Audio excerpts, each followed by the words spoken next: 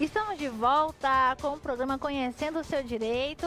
O programa Conhecendo o Seu Direito, que também é um oferecimento da Clínica Derma Roraima. Eu quero chamar o QR Code para você.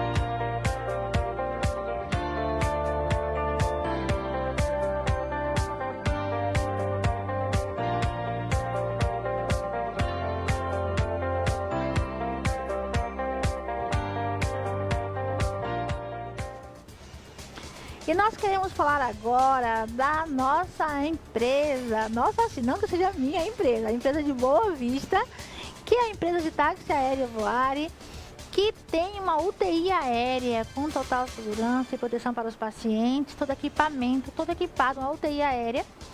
Então, você já sabe que nós temos aqui em Boa Vista essa empresa comprometida com você, comprometida em levar, inclusive, pessoas para qualquer local, com uma UTI aérea. Nesse momento é importantíssimo que você tenha conhecimento disso. Algumas pessoas, inclusive de Manaus, fizeram contato, já dei o contato da Voare para poder verificar essa questão da UTI aérea, porque realmente nesse momento que vivemos a UTI vale ouro. E a transferência de um local para o outro ainda, que tenha vaga de UTI, isso é muito importante nesse momento. Então você tem conhecimento já avisa quem você puder que a Voare tem UTI aérea para ser levada em qualquer lugar do país, tá bom? E nós queremos dizer que hoje o nosso convidado especial, Dr. Valdir Oliveira, está aqui para falar sobre o assunto de inventário. Você pediu muito isso, ainda ficaram muitas dúvidas, estamos tirando hoje aqui quanto der tempo, faremos as perguntas. Se faltar tempo, a gente vai marcar de novo para continuar respondendo essas perguntas. E as perguntas são fantásticas. Muito obrigada pela participação. Obrigada por participar. Você que está assistindo pelo YouTube ou Facebook, deixe seu comentário, deixe seu like, para que possa haver maior distribuição, para que muitas pessoas em vários lugares possam conhecer sobre os seus direitos. Doutor Valdir, estávamos falando no bloco anterior sobre a questão da pessoa que não tem um imóvel ou bem no nome dela e precisa fazer um inventário. Aí tem mais uma pergunta nesse sentido: se a pessoa tem só um comprovante de compra e venda, só aquele recibozinho básico, mesmo assim pode fazer o inventário? Pode. Ele pode dar andamento no processo, né? E aí, durante o processo, vai se verificar se esse imóvel lá no registro de imóveis, se está registrado, se não está, né? Essa situação ela pode ser verificada durante o processo, mas qualquer documento hábil que você tenha para comprovar, naquele momento, né? Logicamente esse documento vai provar somente a posse, né? Mas já é um indício, né, de prova e já autoriza a iniciar o inventário. Muito bem. Obrigada a você que está participando. Um beijo especial, pessoal, lá do centro da cidade, do Caranã, do Cidade Satélite. Um abraço especial, pessoal da Aracelis, acompanhando o programa, Baía dos Estados. Muito obrigada, um grande beijo para vocês. E nós temos uma pergunta aqui com relação à multa. É verdade que tem multa se não abrir inventário? Tem.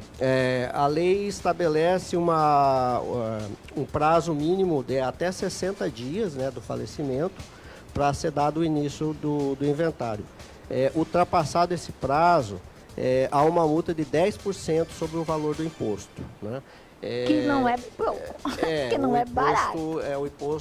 O imposto varia de estado para estado, né? No nosso caso aqui de Roraima, eu acho que é algo em torno de 4 a 6%, não tenho bem certeza, mas do valor do espólio, do valor da herança todo do espólio. ITCMD, né? Então a multa é sobre esse imposto, são 10% do valor do imposto. Se ultrapassado 180 dias, aí ela dobra, né? Vai para 20%. Olha, né? Fique ligado nessa informação. É importante abrir tão logo possível o inventário. Olha que pergunta maravilhosa que chegou pra gente. E se tiver só dívidas, não tiver bens ou tiver mais dívidas do que bens, como deve proceder? Também precisa ser aberto o inventário, até porque, assim, existem dívidas que são de caráter personalíssimo e que falecem com a pessoa, né? Ou seja, não se transmitem a herdeiros, né? No entanto, existem algumas dívidas que podem sobreviver à pessoa, no caso de uma empresa, né? Se essa empresa tiver dívidas, essa empresa ela vai ter que ser... Arcar. Exatamente. Então, Mas vai se for... passar para os herdeiros têm que assumir a empresa do jeito que está. Mas né? se for uma dívida do nome específico da pessoa que faleceu, Sim, aí faleceu... se a dívida for o herdeiro não vai ter pessoal, que pagar. né, via de regra, grande parte dessas financiamentos, né, a maioria desses financiamentos de imóvel, de veículos, eles já contemplam um seguro, né, que é o seguro prestamista, que é justamente para ter essa cobertura em caso de morte, né? Então, assim, se a dívida é pessoal, é de caráter pessoal, ela falece junto com a pessoa. O herdeiro não teria que pagar essa dívida. Muito bem.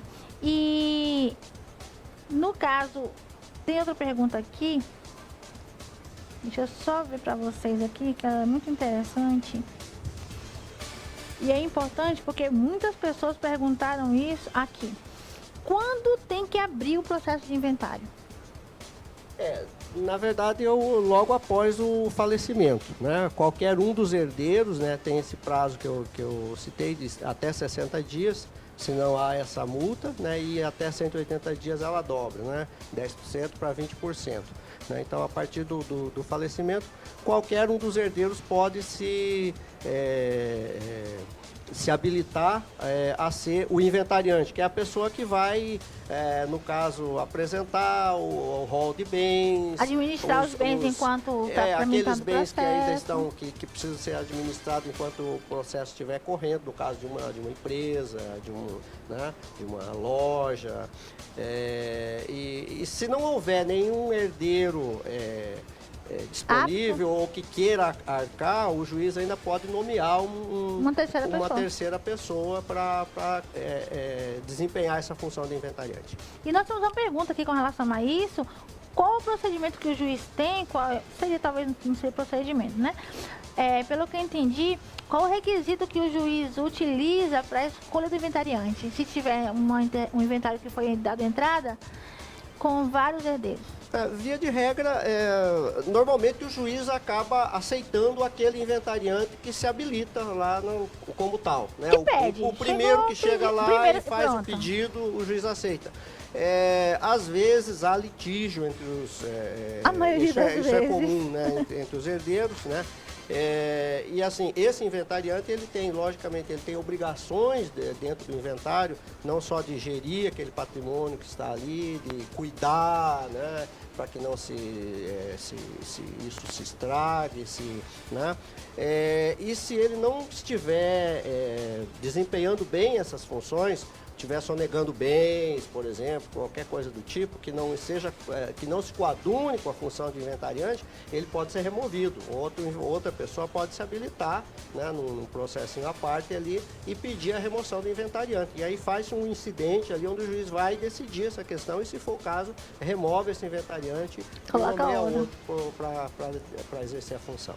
Muito bem. E tem uma pergunta no seguinte sentido. O meu irmão não quer que seja aberto o inventário. Como é que eu faço?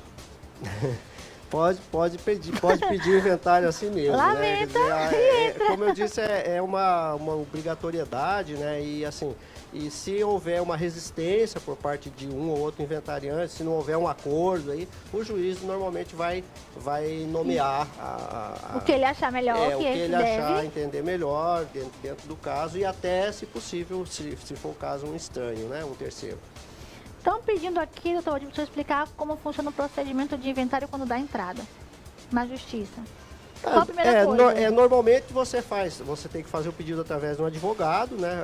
O inventariante ele vai ter que levar documentação pessoal do falecido, dos herdeiros, né, para provar esse liame, provar a condição de inventariante, né, levar a certidão de óbito para provar o óbito do falecido, enfim, e a documentação pertinente aos bens, né? Aí, se imóvel, por exemplo, né? Então, a certidão do registro de imóvel. Ou documento que tiver, como a gente falou, dos né? veículos, toda a documentação do patrimônio, né? Que são o que a gente chama de primeiras declarações, né? O inventariante vai apresentar todo o histórico, né? Apresenta o documento, conta a história, faleceu, fulano, deixou tantos herdeiros, deixou tanto patrimônio, arrola todo o patrimônio. Aí essas primeiras declarações, elas vão ser levadas a conhecimento dos outros herdeiros para ver se todos eles estão de acordo, se não tem algum bem que, ou por esquecimento, ou por, às vezes, má fé, se deixa de lado, né? E aí, uma vez cumprida, aceita essas primeiras declarações, aí o processo segue já se houver acordo entre as partes, né? A matemática é simples, cada um vai ter um quinhão, né? Via de regra, se faz a venda dos bens e se rateia, né? A não ser que haja um acordo para manter o bem, por exemplo, e os herdeiros, ou algum herdeiro assume a propriedade do bem e indeniza os outros, ou pode inclusive até manter os herdeiros em condomínio, no caso de uma empresa, pode se manter como sócios, em cotas iguais, né? Tudo é possível nesse sentido. Muito obrigada pela participação, muito esclarecedora, como sempre. Você sempre dá um show aqui no programa de conhecimento. Nossa, muito obrigada, nossa gratidão. Eu que agradeço. Ele volta, hein? Ele sempre está por aqui, todo mês ele vem falar sobre os seus direitos, direito de família, com alguém que realmente tem credibilidade. E não é fake news. Tudo que você escutou aqui, você sempre escuta, você pode confiar, pode acreditar, porque é a verdade com relação aos seus direitos. Nós iremos para um breve intervalo comercial e daqui a pouco estaremos de volta com o advogado Dr. Daniel falando sobre direito tributário. Não saia daí.